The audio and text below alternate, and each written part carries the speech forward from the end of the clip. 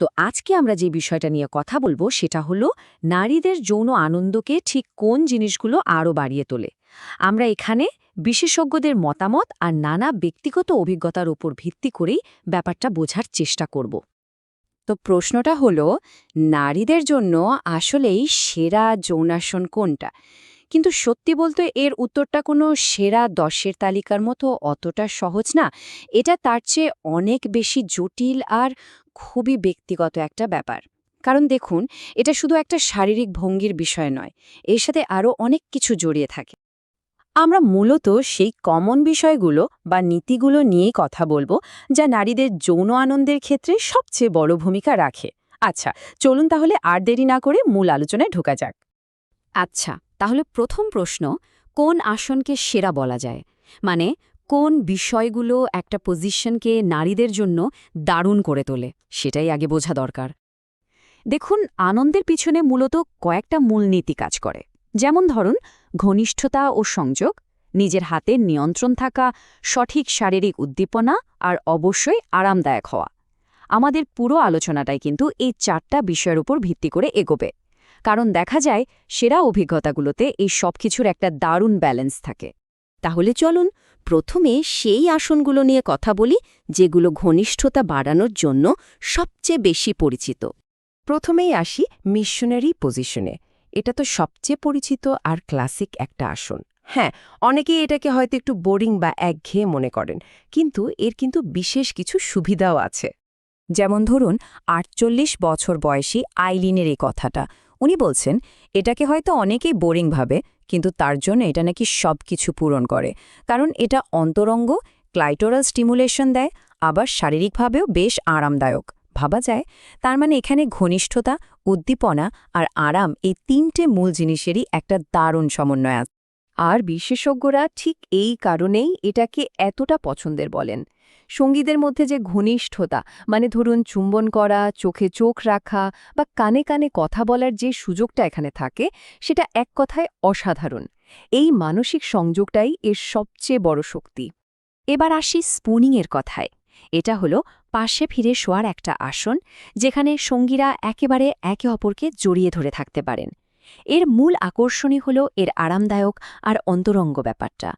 আর হ্যাঁ, এখানে শারীরিক পরিশ্রম কিন্তু খুবই কম। যেমন ৫৪ বছর বয়সী অ্যালিসনের অভিজ্ঞতাটা শুনুন। উনি বলছেন যে এই আসনে উনি সবচেয়ে বেশি স্বচ্ছন্দ বোধ করেন, আর এটা তার জয়েন্টের ব্যথার জন্য বেশ আরামদায়ক। তার যৌবনের অনেক পছন্দের আসন নাকি এখন আর তার শরীরে সয় না। তার মানে বুঝতেই পারছেন, যৌন আনন্দের জন্য আরাম আর স্বাচ্ছন্দ্য কতটা জরুরি, বিশেষ করে সময়ের সাথে সাথে যখন শরীর বদলায়। তাহলে এই দুটো আসনকে যদি আমরা একটু পাশাপাশি রেখে দেখি, তাহলে কি দাঁড়ায়? দেখুন, ঘনিষ্ঠতার দিক থেকে দুটোই কিন্তু বেশ ভালো। মিশনারিতে মুখামুখি থাকায় মানসিক সংযোগটা বেশি, আর স্পুনিংয়ে পুরো শরীর ছুঁয়ে থাকায় অন্যরকম একটা উষ্ণতা কাজ করে। আবার শারীরিক পরিশ্রমের দিক থেকে মিশনারি মাঝারি হলেও স্পুনিং অনেকটাই কম। তার মানে একটার প্রধান সুবিধা মানসিক সংযোগ, তো অন্যটার আরাম। দুটোই দারুণ, কিন্তু হয়তো এক এক সময়ের জন্য এক একটা সেরা। আচ্ছা, এবার চলুন এমন কিছু আসনের কথা বলি যেখানে নিয়ন্ত্রণটা থাকে মূলত নারীর হাতে, মানে নারীর ক্ষমতায়নের দিকটা যেখানে প্রধান। কাউগাল বা উমেন অন টপ নাম থেকে বোঝা যাচ্ছে এটা এমন একটা আসন যেখানে নারী তার সঙ্গীর ওপরে থাকেন। আর এর সবচেয়ে বড় সুবিধা হলো নারী এখানে নিজের ইচ্ছে মতো মুভমেন্ট বা গতিবিধি নিয়ন্ত্রণ করতে পারেন।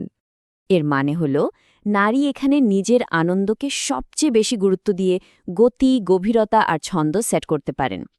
যখন নিজের শরীরের চাহিদা বুঝে একজন নারী মুভমেন্ট পরিচালনা করেন, তখন তার অর্গ্যাজম হওয়ার সম্ভাবনাও কিন্তু অনেক বেড়ে যায়। এটা এক ধরনের ক্ষমতায়নও বটে। আচ্ছা, এই কাউগার্ল আসনকে আরও আনন্দদায়ক করার জন্য কিছু টিপস আছে। যেমন ধরুন, পিঠটা একটু বাঁকিয়ে সামনের দিকে ঝুঁকলে আর হাতের ওপর ভর দিলে নিয়ন্ত্রণটা ভালো হয়। আর একটা দারুণ টিপস হলো শুধু ওপরে নিচে মুভ না করে একটু পাশাপাশি বা বৃত্তাকারে নড়াচড়া করা। এতে সরাসরি ক্লাইটোরাল উদ্দীপনা অনেক বেড়ে যায়।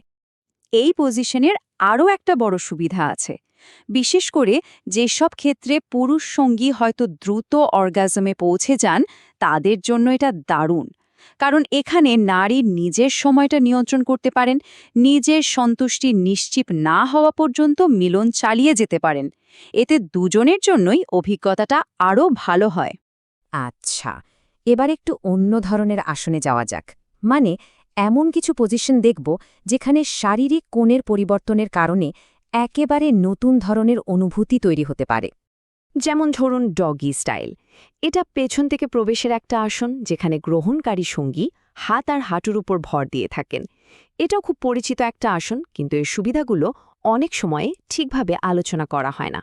যেমন ৩৮ বছর বয়সী এমিলি বলছেন, এই আসনে নড়াচড়ার যে স্বাধীনতা, যে ছন্দটা পাওয়া যায় আর যে গভীর সংযোগ অনুভব করা যায়, তার মধ্যে নাকি একটা বিশেষ ব্যাপার আছে। তার কাছে এটা অবিশ্বাস্য রকমের সন্তোষজনক। আর এর পেছনের বৈজ্ঞানিক কারণটা হলো এই আসনটা বেশ গভীর প্রবেশের সুযোগ করে দেয়। এর ফলে জি স্পটকে উদ্দীপ্ত করাটা সহজ হয় আর যৌন উত্তেজনাও খুব দ্রুত আসতে পারে। কারণে অনেকের কাছে এটা এতটা তীব্র আর আনন্দদায়ক মনে হয়। তো আমরা বিভিন্ন আসন নিয়ে কথা বললাম, কিন্তু আসল কথা হলো ব্যাপারটা শুধু কিছু শারীরিক পদ্ধতি বা মেকানিক্সের চেয়ে অনেক বেশি কিছু। শেষ পর্যন্ত সেরা আসন কিন্তু সেটাই, যেখানে একজন মানুষ সবচেয়ে বেশি আনন্দ, সংযোগ আর আরাম অনুভব করেন। এর বাইরে আর কোনো নিয়ম নেই। তাহলে এই পুরো আলোচনা থেকে আমরা কি শিখলাম? ১. সঙ্গীর সাথে খোলামেলা আলোচনাই হলো সম্পর্কের ভিত্তি। ২. নতুন কিছু চেষ্টা করলে ঘনিষ্ঠতা বাড়ে এবং সেটা সজীব থাকে। ৩. প্রত্যেকের শরীর আর পছন্দ আলাদা, এটা মাথায় রাখতেই হবে। আর ৪. শারীরিক উদ্দীপনার মতোই মানসিক সংযোগটাও কিন্তু সমানভাবে জরুরি। তাই বলা যায় সবচেয়ে গুরুত্বপূর্ণ আসনটা কিন্তু শারীরিক নয়, এটা হলো সঙ্গীর সাথে মানসিকভাবে এক জায়গায় থাকা। আপনার আর আপনার সঙ্গীর জন্য এই সংযোগের অর্থ কী, এটা নিয়ে ভাবা যেতে পারে। কারণ দিনের শেষে সেরা যৌন অভিজ্ঞতা কোনো নির্দিষ্ট ভঙ্গিতে নয়, বরং পারস্পরিক বোঝাপড়া আর মানসিক সংযোগের মধ্যেই লুকিয়ে থাকে।